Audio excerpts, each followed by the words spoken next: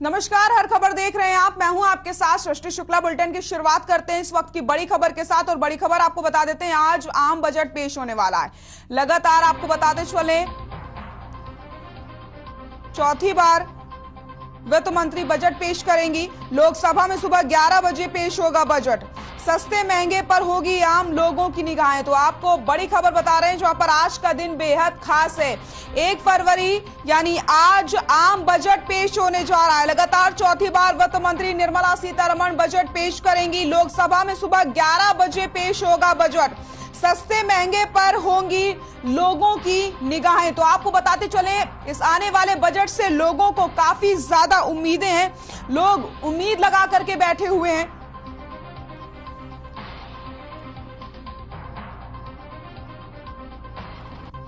Corona महामारी संकट के बीच आज बजट पेश होने वाला है। सरकार की क्या प्राथमिकताएं होंगी और नौकरी पेशा व आम लोगों के लिए इसमें क्या कुछ होगा, सभी की निगाहें इस पर ही टिकी हुई हैं। आपको बताते चले, लोकसभा में सुबह 11 बजे बजट पेश होने वाला है। आज सभी की निगाहें इस बजट पर होंगी, क्योंकि लोग इस बजट से काफी ज्यादा उम्मीदें लगाकर बैठे हैं। या फिर वो कोई कारोबारी हो, या फिर गृहिणी हो, या कोई युवा हो, सभी को इस बजट से काफी ज्यादा उम्मीदें हैं।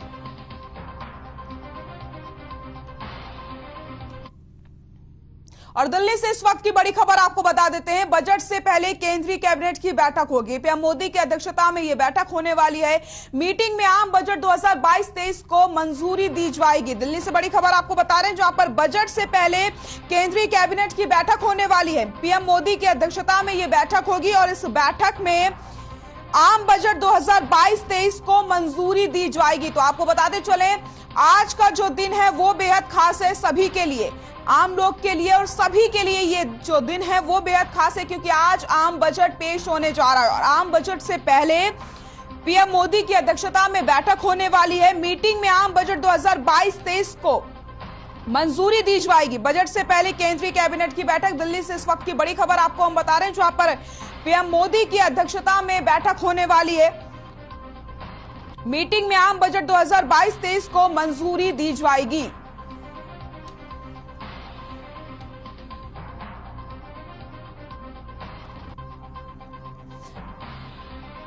बजट से पहले केंद्रीय कैबिनेट की बैठक, पीएम मोदी की अध्यक्षता में होगी बैठक। पीएम मोदी की अध्यक्षता में यह बैठक होने वाली है। बजट से पहले केंद्रीय कैबिनेट की बैठक। आपको बताते चले, इस बैठक में आम बजट 2022-23 को मंजूरी दी जाएगी। आज आम बजट पेश होने वाला है। आपको बताते चले, लगातार चौथी बार वित्त मंत्री निर्मला सीतारमण आम बजट पेश करेंगी। 11 बजे लोकसभा में बजट पेश किया जाएगा और उससे पहले आपको बताते चले, केंद्रीय कैबिनेट की बैठक होनी है और इस बैठक में आम बजट 2022-23 को मंजूरी दी जाएगी।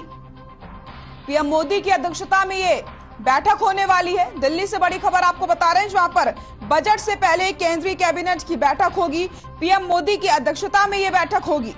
मीटिंग में आम बजट 2022-23 को मंजूरी दी जाएगी।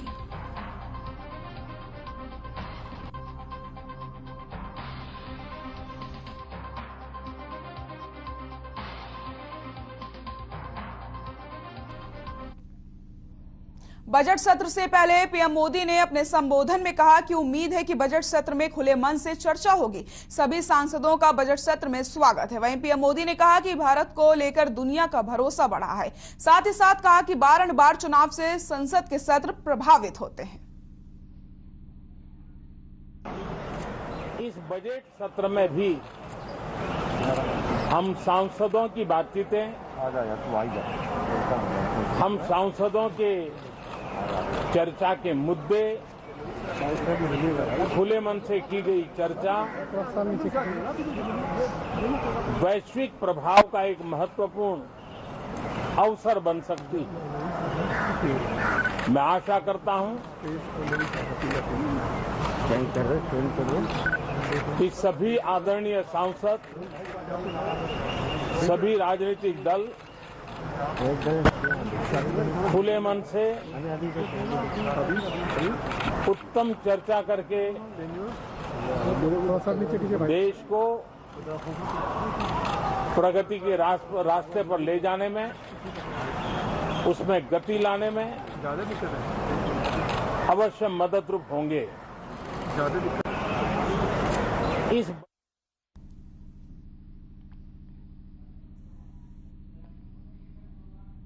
सिरसा के बरनाला रोड आवास पर डिप्टी सीएम दुष्यंत चौटाला ने कार्यकर्ताओं की समस्याएं सुनी, जिसके बाद उन्होंने बजट को लेकर के अपनी प्रतिक्रिया दी है। दुष्यंत चौटाला ने कहा कि मूलभूत सुविधाओं को ध्यान में रखकर आम जन के हित में केंद्रीय बजट पेश होगा। बजट में इस बार पूर्व प्रधानमंत्री अटल बिहारी वाजपेयी के सपनों को पूरा करते हुए नदियों को जोड़ने के लिए बड़े पैकेज की घोषणाएं भी की जा सकती हैं। दुष्यंत ने कहा कि आने वाला बजट सरकार के विजन पर ही फोकस होगा।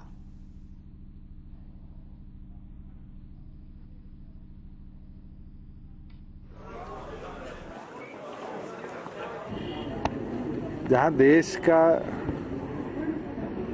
2022-23 का बजट कल आएगा, हमें तो पूरी उम्मीद है, और राष्ट्रपति अभिभाषण में भी जिस तरह का सरकार का फ्यूचरिस्टिक विजन दिखाया गया है कि जो मूलभूत आम आदमी की सुविधाओं के साथ साथ जो आने वाले दिनों में हमने काम करना है, चाहे वो स्टार्टअप्स को लेकर हो, चाहे वो ड्रोन टेक्नोलॉजी को विकसित करने की बात हो, चाहे R&D की बात हो, केंद्र ने पीछे भी इन पर काम किया है और आगे भी इस पर फोकस करेगी। प्लस जैसे टेक्नोलॉजी इनोवेशन आ रही है, इलेक्ट्रॉनिक व्हीकल्स की और कन्वर्सेशन जा रही है, पेट्रोलियम से अब एथेनॉल और फिर क्या पता हाइड्रोजन के ऊपर हम जाए, तो हम तो पूरी उम्मीद करते हैं कि इस तरह के वैल्यू एडेड इनिशिएटिव केंद्र इस बजट में लेकर आएगी, जो देश को आने वाले समय में कैसे और विकसित किया जाए उस पर कदम उठाए जाएंगे। प्लस जो बेसिक इंफ्रास्ट्रक्चर है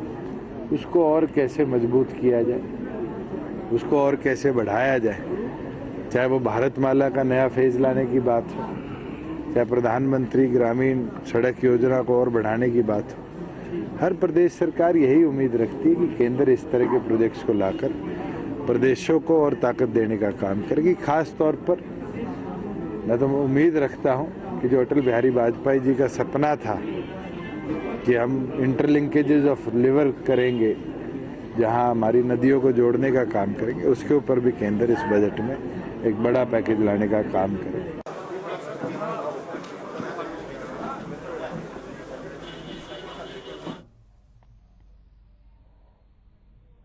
केंद्रीय वित्त मंत्री निर्मला सीतारमण संसद में बजट पेश करने वाली हैं। इस बजट से आम जनता को काफी उम्मीदें हैं। आम से लेकर के खास तक सभी लोगों की नजरें बजट पर टिकी हुई हैं। आम जनता का क्या कुछ कहना है और बजट से वो क्या कुछ उम्मीदें लगा रहे हैं, आपको सुना देते हैं। बजट पेश हुआ है, हम उससे खुश हैं बजट से, लेकिन इस बार उम्मीद ये है किसानों के लिए कुछ सरकार कुछ अच्छा करे जिससे किसान खुशहाल हो। जैसे ये आकस्मिक बारिश हुई है, उससे किसानों को थोड़ा नुकसान है फसल में, तो उसमें किसानों के लिए अच्छा बजट हो, आम जनता के लिए, गरीब के लिए, अमीर के लिए, सबके लिए अच्छा बजट हो। हम उम्मीद करते हैं सरकार खरा उतरेगी, इस पे बजट अच्छा पेश होगा। हम तो ये कहना चाहेंगे कि जो सरकार बजट पेश करे उसमें व्यापारियों के लिए कुछ ज़्यादा सोच विचार करके बजट पेश किया जाए, जिससे व्यापारियों को आगे बढ़ने का मौका मिले, और सभी वर्गों को ध्यान में रखते हुए बजट पेश करना चाहिए, और उम्मीद करते हैं कि सरकार ऐसा ही बजट पेश करेगी। हम ये उम्मीद रखते हैं जो 2 साल से कोरोना काल में थोड़ा सा व्यापारी वर्ग को नुकसान हुआ है लॉकडाउन से, उसको ध्यान में रखते हुए कुछ उसको रियायतें दी जाएं टैक्स स्लैब में और GST के अंदर। ऐसा बजट लाएं जो मजदूर किसान को भला करे और व्यापारियों को फायदा करे। और जो पानी भरा हुआ फसलों में सरकार, हरियाणा सरकार खास तौर से, उत्तर प्रदेश की सरकार, जो भी सरकारें हैं मरकज में, सेंटर में बैठी हैं, जो इन्होंने किसानों से वादा किया उनको पूरा करें और उनका फसल खराब होने का पूरा मुआवजा दें। जो बजट पेश किया जाए उसमें व्यापारी का ध्यान रखा जाए, किसान मजदूर का ध्यान रखा जाए और मुल्क की पूरी माशी इकोनॉमिकली कंडीशन जो उसका ध्यान रखा जाए। ऐसा बजट लाया जाए। बजट अगर आ रहा है तो बजट ऐसे होना चाहिए जो हर गरीब के हक में हो, जो हर गरीब अपने घर की वस्तु कोई भी चीज भी हो जो आराम से खरीद सके। ऐसा कोई बजट ना होना चाहिए जो लुभावना हो और जो धरातल पे ना हो। ये सरकार ने पहले भी बजट पेश करा है, अच्छा बजट।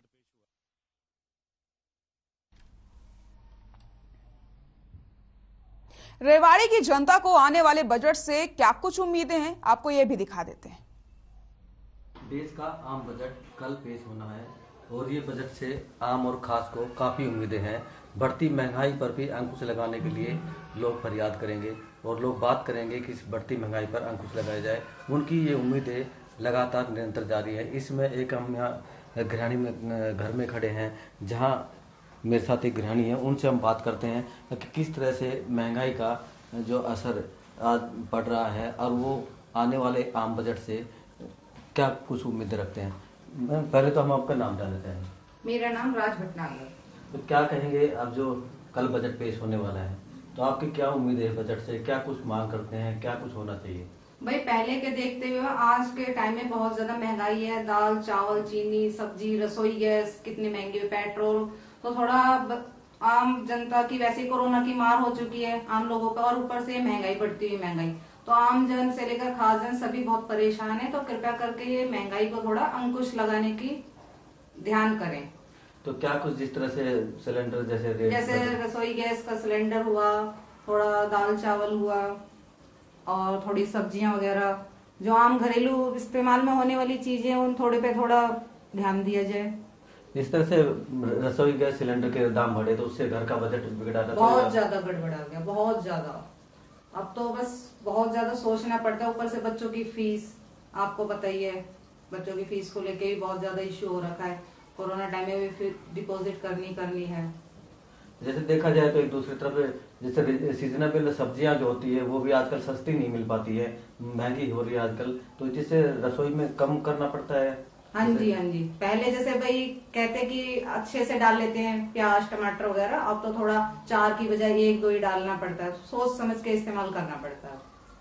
देखिए, अभी हमारे साथ ये थे तो उन्होंने बताया कि पहले जिस तरह से हम इस्तेमाल करते थे घरों में, रसोई में, जिस तरह से खुला राशन लाते थे, सब्जियां लाते थे, अब उन पर भारी कटौती करनी पड़ रही है क्योंकि महंगाई दिन पर दिन बढ़ रही है। इसलिए उनकी एक ही मांग है कि इस आम बजट में जो कल पेश होना है उस पर यही उम्मीदें हैं कि महंगाई पर अंकुश लगाया जाए ताकि निम्न स्तर के लोगों को जीवन यापन करने में कठिनाइयां पैदा न हो।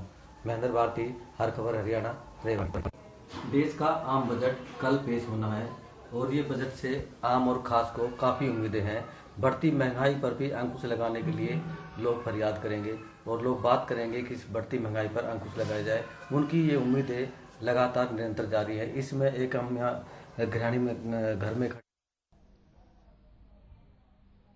और यहाँ रुकते हैं छोटे से ब्रेक के लिए, जल्द हाजिर होते। ब्रेक के बाद एक बार फिर से आप सभी का स्वागत है। चंडीगढ़ से बड़ी खबर आपको बता देते हैं, आज से खुलेंगे स्कूल कॉलेज। बिना वैक्सीनेशन के छात्रों को एंट्री नहीं मिलेगी। सिनेमा घर और मल्टीप्लेक्स भी आज से ओपन होने वाले हैं 50% के साथ। आपको बताते चले, सिनेमा घर और मल्टीप्लेक्स खुलने वाले हैं। चंडीगढ़ से बड़ी खबर आपको बता रहे हैं, जहां पर बिना वैक्सीनेशन के छात्रों को एंट्री नहीं मिलेगी। सिनेमा घर और मल्टीप्लेक्स भी आज से ओपन होंगे। 50% की क्षमता के साथ सिनेमा घर और मल्टीप्लेक्स खुलेंगे। आज से खुलेंगे स्कूल और कॉलेज। चंडीगढ़ से बड़ी खबर। और जिस तरीके से कोरोना की वजह से स्कूल और कॉलेज को बंद कर दिया गया था, लेकिन आज से स्कूल कॉलेज खुलने जा रहे हैं। चंडीगढ़ से बड़ी खबर आपको हम बता रहे हैं, जहां पर आपको बताते चले, बिना वैक्सीनेशन के छात्रों को एंट्री नहीं मिलेगी। जिनका वैक्सीनेशन हो चुका है उन्हें ही सिर्फ स्कूल और कॉलेज में एंट्री दी जाएगी। 50% क्षमता के साथ सिनेमा घर और मल्टीप्लेक्स खुलने जा रहे हैं। चंडीगढ़ से बड़ी खबर आपको बता रहे हैं, आज से खुलेंगे स्कूल और कॉलेज।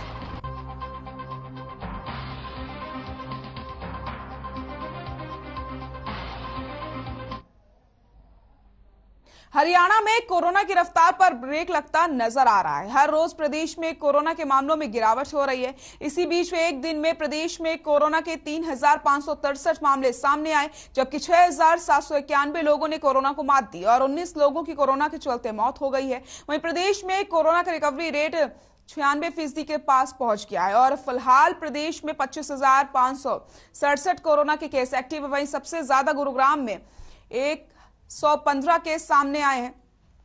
तो आपको बताते चले कोरोना का कहर जिस तरीके से लगातार देखने को मिल रहा था, लेकिन यहां पर अब एक बड़ी राहत मिलती नजर आ रही है। लगातार कोरोना के केसों में गिरावट देखने को मिल रही है। एक दिन में 3,563 मामले सामने आए, 19 लोगों की कोरोना से मौत हुई है। प्रदेश में कोरोना की रिकवरी रेट 96.22% पहुंच गया है। गुरुग्राम में 1,115 केस मिले हैं। तो आपको बताते चले फरीदाबाद में 219, हिसार में 273 मामले सामने आए हैं।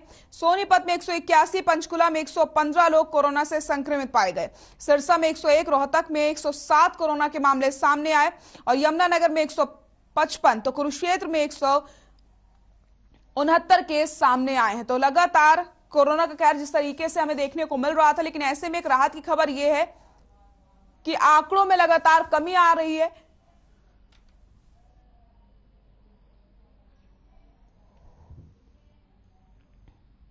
सीएम मनोहर लाल ने मुख्यमंत्री परिवार समृद्धि योजना का शुभारंभ किया, जिसके बाद सीएम ने लोगों को संबोधित करते हुए सरकार की योजनाओं के बारे में बताया है। सीएम ने कहा कि गरीबों का उत्थान सरकार का लक्ष्य है और क्या कुछ सीएम ने कहा आपको सुना देते हैं। इसकी आय कैसे बढ़े, तो उसके लिए पहले चरण में 1 लाख रुपए वार्षिक आय के जो परिवार थे, इन सबको एक स्थान पर बुलाकर अंत्योदय मेले हमने लगाए। गरीब मेले, अंत्योदय मेले, रोजगार मेले, कुछ भी हम कह सकते हैं। और हर एक ब्लॉक स्तर पर लगभग 250 से ऊपर 270 के आसपास ऐसे जो मेले हैं वो अलग अलग दिन लगे हैं। और लगभग 90,000 परिवार जिनको व्यक्तिशः सूचना दी गई थी, जो श्रेणी में आते थे, उन्हीं को बुलाया गया था। और उनको लगभग 54 ऐसी स्कीमें हैं अलग अलग डिपार्टमेंट्स की, उनको काउंसलिंग करके उसके लिए तैयार किया गया कि अपनी आय बढ़ाने के लिए कैसे आप आय बढ़ा सकते हैं। केंद्र सरकार की जो योजनाएं हैं बनी हुई हैं, जिनका आज उल्लेख किया गया है, से अभी तो 5 योजनाओं का उल्लेख मुख्य रूप से किया गया, इसके अलावा भी बहुत योजनाएं हैं। तो उन 5 योजनाओं में जो बेनिफिशियरी है उसको भी कंट्रीब्यूट करना पड़ता है प्रीमियम के नाते से। कुछ प्रीमियम बेनिफिशियरी करता है और कुछ प्रीमियम केंद्र सरकार उसमें कंट्रीब्यूट करती है। लेकिन ध्यान में यह है कि बेनिफिशियरी कई बार प्रीमियम अपना देने में असमर्थ होता है, देने का उसका इच्छा नहीं रहती है, देने का स्वभाव नहीं है। हमने उसी को आगे बढ़ाते हुए योजना बनाई है मुख्यमंत्री परिवार समृद्धि योजना। एक राशि तय की कि ये राशि इन परिवारों की योजनाओं के प्रीमियम में काम आ सके ताकि योजनाओं का लाभ लिया जा सके। वो राशि की जो लिमिट है वो हमने 6,000 रुपये वार्षिक रखी है। तो 6,000 रुपये वार्षिक में जो 5 योजनाएं आज जिनका प्रीमियम, ठीक है कि पहली बार का प्रीमियम लाभार्थी को खुद कराना होता, अपना रजिस्ट्रेशन कराना होता है, चाहे वो बैंक में जाए चाहे वो सीएससी में जाए। उसके बाद उसको पहला प्रीमियम वो रिफंड करेंगे और आगे से प्रीमियम उसके खाते में सरकार डालेगी। इसी प्रकार दूसरी योजना है प्राइम मिनिस्टर सुरक्षा बीमा योजना, जिसमें एक्सीडेंट के कारण से डेथ होती है या कोई अंग जो है वो एक प्रकार से उसका नुकसान होता है, उसको कोई दुर्घटना के कारण से अंग विहीन हो जाता है, तो उस अंग के कारण से अगर गंभीर रूप से उसका कोई हाथ है, पैर है या ऐसा कोई दुर्घटना हुई है तो उसको 1 लाख रुपया मिलेगा। इसकी प्रीमियम इसका 12 रुपया वार्षिक है। 12 रुपया बेनिफिशियरी देता है, 12 रुपया केंद्र सरकार देती है। तो इस प्रकार से 1,83,000 बेनिफिशियरीज को आज ये राशि रिइंबर्स की गई है। क्योंकि ये वार्षिक है, इसलिए वर्ष के बाद से दोबारा से उनको उसमें आना पड़ता है और फिर अगला प्रीमियम उनको देना पड़ता है। लेकिन एक बार रजिस्ट्रेशन वो स्वयं कराएगा बैंक के माध्यम से, आगे हर बार रजिस्ट्रेशन कराने की जरूरत नहीं है। तीसरी योजना वो है मानधन योजना। इसमें भी 3 कैटेगरीज हैं, किसान हैं, लघु व्यापारी हैं और श्रमजीवी हैं। ऐसे लोगों को 18 साल से लेकर के और 40 साल तक ये प्रीमियम अपना देना होता है। इसकी प्रीमियम की दर 55 रुपए 20 साल में देनी, 20 साल आयु के, 18 साल आयु के बाद 55 रुपए और 40 वर्ष की आयु होने पर 200 रुपए। हर वर्ष अलग अलग इसकी दर है। ये कंटिन्यूटी में है। एक बार रजिस्ट्रेशन कराना है, जिस समय रजिस्ट्रेशन कराएंगे जो उसकी आयु होगी उस आयु के हिसाब से उसको पैसा दिया जाएगा, उसको जमा कराना होगा और बाद में हर वर्ष आयु के हिसाब से वो बढ़ता जाएगा। 40 वर्ष तक उनको जमा कराना है। और 60 साल के होने के बाद 3,000 रुपए की वार्षिक पेंशन उनकी बनेगी। सीएम के साथ हुई वीडियो कॉन्फ्रेंसिंग के बाद उपायुक्त कैप्टन शक्ति सिंह ने जिले के अधिकारियों की बैठक ली और आपको बताते चले मुख्यमंत्री परिवार समृद्धि योजना से ज्यादा लाभार्थियों को जोड़ने के निर्देश दिए। इस मौके पर उपायुक्त ने 100 लाभार्थियों को स्वीकृति पत्र भी सौंपे। उन्होंने बताया कि मुख्यमंत्री परिवार समृद्धि योजना के तहत हरियाणा के सभी आर्थिक रूप से कमजोर वर्ग, किसान, असंगठित क्षेत्र के श्रमिकों और छोटे दुकानदारों के लिए विभिन्न बीमा योजना तथा पेंशन योजना का प्रीमियम राज्य सरकार भरेगी। इस योजना के संबंध में मुख्यमंत्री मनोहर लाल ने राज्य के सभी उपायुक्त के साथ वीडियो कॉन्फ्रेंसिंग की। इस दौरान मुख्यमंत्री ने राज्य के 3,14,000 लाभार्थियों के खाते में 5 करोड़ 50 लाख रुपए की प्रीमियम राशि भेजी है। स्वर्ण जयंती हरियाणा वित्तीय प्रबंधन संस्थान के माध्यम से ट्रांसफर की गई है।